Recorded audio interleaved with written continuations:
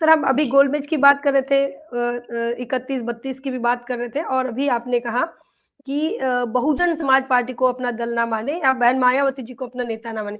ये वही आज का ये जो दौर दिख रहा है, बाबा साहब अम्बेडकर को लेकर, वो जो दौर था गोलमेज का, वो उसको आप देख पा रहे हैं पैरेलली कि कभी बाबा साहब अम्बेडकर के लिए जैसा कांग्रेस का स्टैंड था, आज बहन मायावती जी के लिए है? कि उस समय भी वो ये कह रहे थे कि दलितों के, आदिवासियों के, पिछड़ों के नेता बाबा साहब अम्बेडकर नहीं बल्कि गांधी जी हैं। आज भी उसी पैटर्न पे काम हो रहा है कि राहुल गांधी या कांग्रेस इस बात के लिए जो है वो संघर्ष कर रही है या इस बात के लिए वो अपना प्रोग्राम सेट कर रही है कि दलितों का जो नेता है वो बहन मायावती नहीं है या दलितों की जो पार्टी है वो बहुजन समाज पार्टी नहीं है, बल्कि दलितों की पार्टी कांग्रेस है और दलितों के नेता राहुल गांधी है। ऐसा कुछ बिल्कुल बिल्कुल, ऐसा कुछ आपकी सेट बात होते हुए एकदम देख रहे हैं आप? 100%, आपकी बात एकदम 100% सही है। आपने जो सवाल मुझसे पूछा तो एकदम 100% आपकी बात सही है। एक्चुअली में जहां राजपाट की लड़ाई है, जहां पर अधिकारों की लड़ाई है, तो ये हजारों वर्षों से होता हुआ चला आया है। ये प्राचीन काल से लेकर के अब तक ये चल रहा है कि हमारे लोगों को कंफ्यूज करके, गुमराह करके, और वो राजपाट हथिया लेते थे। जब राजतंत्र था तब भी उन्होंने ऐसा किया, और आज जब डेमोक्रेसी है बाबा साहेब डॉक्टर अम्बेडकर के द्वारा दी गई, तब भी ये ऐसा कर रहे हैं। मैं आपकी इन दोनों बातों पर आ रहा हूं, पहले मैं थोड़ी भूमिका में कुछ बात मैं कह रहा हूं। जी जी तो जी। ये जिस सपने को लेकर के चल रहे हैं, मैं तो खासकर बाबा साहेब डॉक्टर अम्बेडकर के अनुयायियों को जगाने के क्रम में हम लोग बोलते रहते हैं, और भारत का जो एंशिएंट हिस्ट्री है उसकी बात रखते रहते हैं। इस देश में तो दो विचारधारा है, दो संस्कृति है। एक है श्रमण संस्कृति और दूसरी है ब्राह्मण संस्कृति। ये दो संस्कृतियां हैं देश में। जी तो हम तो देश के बारे में जब बात करते हैं तो चूंकि हम, हमारी नेता बोलती हैं माननीय बहन जी, सर्वजन हिताय सर्वजन सुखाय, तो हम तो इस परिप्रेक्ष्य में भी कहते हैं कि ये दोनों रथ के पहिए, अगर भारत देश है तो दोनों रथ के पहिए हैं भाई, दोनों आपस में बैलेंस करो, दोनों आपस में मिलो, दोनों आपस में रथ के दोनों पहिए जुड़ो और इस देश को मूव करो। लेकिन इन दोनों में पूरे इतिहास में समय समय पर टकराव होता रहा है। भगवान गौतम बुद्ध का आविर्भाव हुआ तो उस जमाने में बहुत बड़ा टकराव हुआ और उसमें बुद्ध विजयी हुए, और जो ब्राह्मण संस्कृति के पोषक लोग हैं वो धराशायी हुए। और भगवान बुद्ध के विजयी होने का इतना बड़ा प्रतिफल हुआ कि भारत देश में उस काल के से लेकर के लगभग 1200-1300 वर्षों तक बड़े बड़े राजा महाराजा सम्राट हुए, जिन्होंने इस देश पर शासन किया, और उन्हीं के पीरियड में ये देश विश्व गुरु कहलाया, ये सोने की चिड़िया कहलाया। ये खासकर जो ब्राह्मण संस्कृति के छोटे छोटे राजा हुए, ये लोग तो अक्सर कोई एक रानी के लिए झगड़ा करता था, कभी किसी ईगो के लिए झगड़ा करता था, प्रेम प्रसंग चलते रहते थे, जैसे जयचंद है, पृथ्वीराज चौहान है, ऐसे बहुत सारी घटनाएं ये लोग करते रहते थे। इन्होंने कभी देश का भला नहीं किया है, कभी देश के लिए लड़ाई नहीं लड़ी। तो वो जो राजा महाराजा हुए, तो मैं अपने कैडर कैंप में उनका नाम लेता रहता हूं, मैं आपके इस प्रोग्राम में भी मैं उसका नाम ले लेता हूं। जैसे राजा बिंबिसार हुए, राजा अजात शत्रु हुए, राजा कुक्कुसाती हुए, राजा कालाशोक हुए, राजा प्रसेनजीत हुए, राजा महाकौशल हुए, राजा महाराजा उदयन हुए, महाराजा शिशुनाग हुए, महाराजा चंद्रगुप्त हुए, महाराजा बिंदुसार हुए, महान सम्राट अशोक हुए, महाराजा हर्ष हुए। ऐसे बहुत सारे राजा महाराजा हुए लगभग 1000 वर्षों तक। तो मैं तो ये सवाल करता हूं कि अगर आपने बहुत अच्छा किया है तो अगर वर्णवाद के सिस्टम में इसको आप कैटेगराइज करें, कौन से वर्ण में आएंगे? तो 4 वर्ण बनाया है, ब्राह्मण, क्षत्रिय, वैश्य और शूद्र। इन जिन राजाओं का नाम हमने लिया है, इनको कौन से वर्ण में शामिल करेंगे? तो किसी हिस्टोरियन से अगर रिसर्च करवाया जाए तो शोध करके बताएंगे कि वो ब्राह्मण नहीं है, जिन राजाओं का नाम अभी लिया है, और तथाकथित जो क्षत्रिय है उसमें से भी नहीं। मतलब ये राजा, और वैश्य व्यापार करता है, वो राजा बनता नहीं है। तो ये जो राजा हुए जिन्होंने भारत देश को सोने की चिड़िया बनाया, विश्व गुरु बनाया, वो शूद्र और अति शूद्र में से हुए, उन्हीं में से ये राजा हुए। तो ऐसा नहीं है कि हम लोग पहले राजा नहीं हुए, पहले सम्राट नहीं हुए। और उसी इतिहास को लेकर के बाबा साहेब डॉक्टर अम्बेडकर ने अपना जीवन समर्पित किया, और बाबा साहेब के बदौलत कांशीराम साहब ने उस इतिहास को लिया और जीवन समर्पित किया, और फिर कांशीराम साहब के साथ और उनके बाद भी माननीय बहन जी ने अपना जीवन समर्पित किया है। और यूपी जैसे इतने बड़े सूबे पर 4-4 बार हमारी सरकार आई है। तो ये लड़ाई प्राचीन काल से चली आ रही है। ये लड़ाई विचारधारा की है, दो सिद्धांतों की लड़ाई है। और ऐसा नहीं हमेशा हम पराजित हुए हैं, हम भी विजयी हुए हैं। इस देश में बड़े बड़े विश्वविद्यालय बने, जाएंगे इतिहास में झांकेंगे तो ये जो आपने जो इतिहास की बात बताई और जो फैक्ट बताए आइडियोलॉजी की, इस बात को अब तक जमीन पर उतारने में बहुजन समाज पार्टी कहीं ना कहीं जो पीछे रह गई है, ऐसा ऐसा भी प्रतीत होता है कि कई बार ये लग रहा है कि अभी जिस विचारधारा के लिए बहुजन समाज पार्टी काम कर रही थी, वही उसी विचारधारा को अभी जमीन पर नहीं उतरते हुए नहीं देख पा रहे लोग। और इसीलिए ये भी माना जाता है कि बसपा का जो वोट बैंक है वो कांग्रेस तरफ चला गया। बसपा की लाइन कांग्रेस ने पकड़ ली, बसपा के नारे भी कांग्रेस ने ले लिए। नहीं जी, कांग्रेस पार्टी तो सिर्फ नाटकबाजी कर रही है। 4 बार बहन जी की सरकार रही है, और चारों बार का अगर आप टाइम पीरियड जोड़ेंगे तो 7 साल के लगभग ऐसे ही हमारी सरकार रही है। 75 साल हो गए देश को आजाद हुए। बहन जी ने एक बार की पूर्ण बहुमत की सरकार, एक बार 4 महीने 13 दिन, एक बार 6 महीने, एक बार 15 महीने, मतलब 7 साल के आसपास की हमारी सरकार रही है।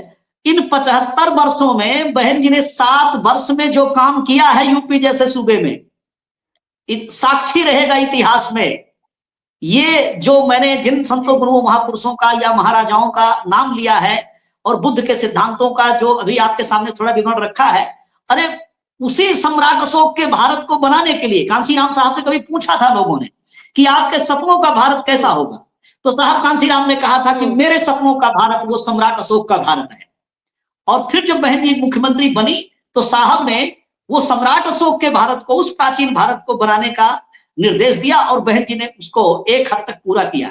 ये बड़े बड़े जो स्मारक बनाए हैं बहन जी ने, बाबा साहेब डॉक्टर अंबेडकर स्मारक बनाया है, बौद्ध विहार शांति उपवन बनाया है, परिवर्तन चौक बनाया है बहन जी ने, बहुजन प्रेरणा केंद्र बनाया है बहन जी ने, राष्ट्रीय दलित प्रेरणा केंद्र बनाया है बहन जी ने, मान्यवर कांशीराम का स्मारक बनाया है बहन जी ने, कांशीराम इको गार्डन बनाया है बहन जी ने, माता रमाबाई अंबेडकर मैदान बनाया है बहन जी ने। ये क्या है? इसकी कल्पना कांग्रेस वाले कर सकते हैं क्या? कुदरत उनके भेजे में इतनी अकल और बुद्धि देगा, वो नौटंकी भी करने बैठे, नाटक भी नहीं कर पाएंगे। बहन जी ने जो करके दिखाया है, बीएसपी ने जो किया है, उसका नौटंकी भी नहीं कर सकते, वो उसको मिलावट भी नहीं कर सकते, उसमें सोच नहीं सकते। वहां पर बाबा साहेब डॉक्टर अंबेडकर का स्मारक जो बनाया है माननीय बहन जी ने, ये कांग्रेस आज 50-60 सालों से सेंटर में रही है, सरकार रही है उनकी सारे प्रांतों में, आज भी उनकी कई प्रांतों में सब सरकारें हैं। क्यों नहीं कुछ ऐसा कुछ काम करते वो लोग? महाराष्ट्र में कांशीराम साहब अपने स्पीच में बताया करते थे कि मराठवाड़ा यूनिवर्सिटी का नाम बाबा साहेब डॉक्टर अंबेडकर पर रखने के लिए कितने सारे जो है हमारे भाई आंदोलन किए, और साहब बताते कि 200 लोग लगभग शहीद हो गए, और कांग्रेस पार्टी ने बहुत बाद में आकर के फिर यूनिवर्सिटी का नाम बाबा साहेब के नाम पर जोड़ा। तो बहन जी ने इतना सारा काम किया है संतों गुरुओं महापुरुषों के नाम पर। तो ये कहना कि बहुजन समाज पार्टी ने नहीं किया है इसलिए कांग्रेस पार्टी आई है उसको कि अब हम करेंगे, या कांग्रेस दिखाने का कोशिश कर सकती है, कोई चीज छुपी हुई नहीं है।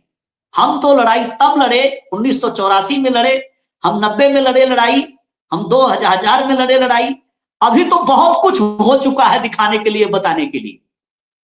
तो जो बहन जी ने किया है, आपकी जो बातें हैं, जो जिन मुद्दों पर अभी बात हो रही है और जिस इतिहास को के साक्ष्य आप दे रहे हैं, तो जिस समाज को राजपाट से दूर रखा, उसमें कई राजा निर्माण हुए बुद्ध के बाद, आपने कहा, तो क्या यही मुख्य उद्देश्य है कि बहुजन समाज पार्टी और बहुजन समाज के लोगों को आज भी वो चाहते हैं कि वो शासन सत्ता में ना आए, ऐसा कुछ जो इतिहास में हुआ वही? एकदम बिल्कुल आप सही कह रही हैं, सही कह रही हैं। और एक बात जो आपने अभी इस बात से पहले कही, मैं उस बात का भी जो है क्योंकि उस टाइम पर भी चाहे वो श्रीमती इंदिरा गांधी का जमाना, हम लोग बहुत छोटे छोटे बच्चे थे तब हम लोग देखते थे कि जिधर से कांग्रेस की गाड़ी जाया करती थी दौड़ते थे लोग पीछे पीछे, और वो पंजे के नाम पर बहुत सारे गाने लोग गाते थे हम लोगों के क्षेत्र में। तो वो ऐसे लगता था कि श्रीमती इंदिरा गांधी वो दलितों की मसीहा बनी हुई है।